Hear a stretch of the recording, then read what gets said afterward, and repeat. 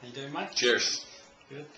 I've been receiving your notes from the universe probably for about 3 or 4 years now, no, maybe longer, 5 or 6 years. And there seem to be certain themes that I noticed that I personally resonate with. So can I just share what they are, and you can perhaps expand on them a bit? Number one is that you had this kind of idea, or not idea, that you remind us that life is an adventure in time and space, that we're divine beings waking up to who we are. Exactly. I think this is what people have slept through since we've been walking on the face of the earth. We've been reacting to what's around us, kind of like being born onto a treadmill that a hamster or a gerbil is running on.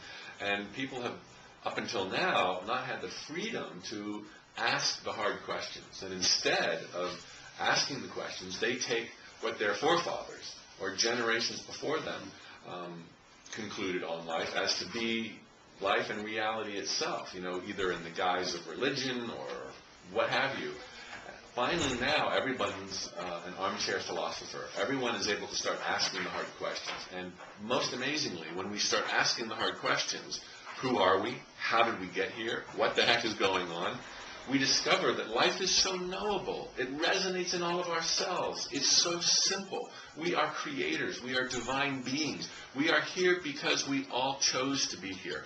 And the life of your dreams is your destiny. It's not an option. As I've said, it's not like we have a 50-50 chance of survival. We came here to kick butt, to have a good time, and it's within everyone's reach. So the notes remind us of that life's an adventure to wake up to and enjoy and experience joy. Also, I love what comes through so clearly through your emails is the inherent significance of everybody.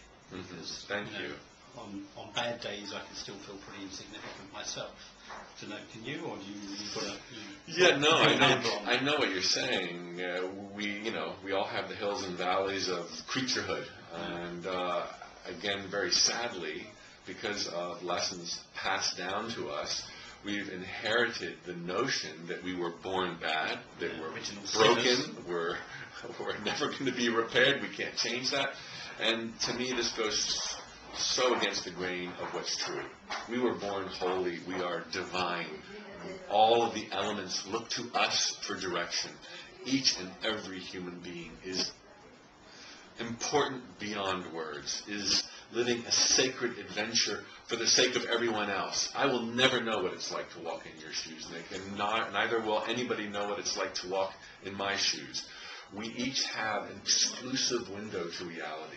We hear things, we see things, and we feel things with our heart that no one else will ever feel. And all of this is added to collective consciousness, if you will. We are all literally one, of one, coming from the same, going back to the same. And that makes each pilgrimage into the jungles of time and space just sacred and priceless beyond measure.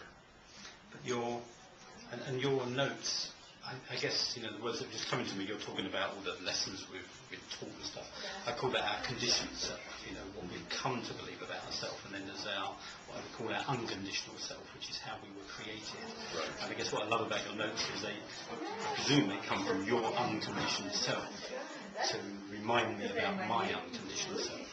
Exactly. They cut through all the conditioning, they cut through all the crap and speak to the truth. Well, thank you. And I think my role, and I think the way I define what I do now, is that of a teacher.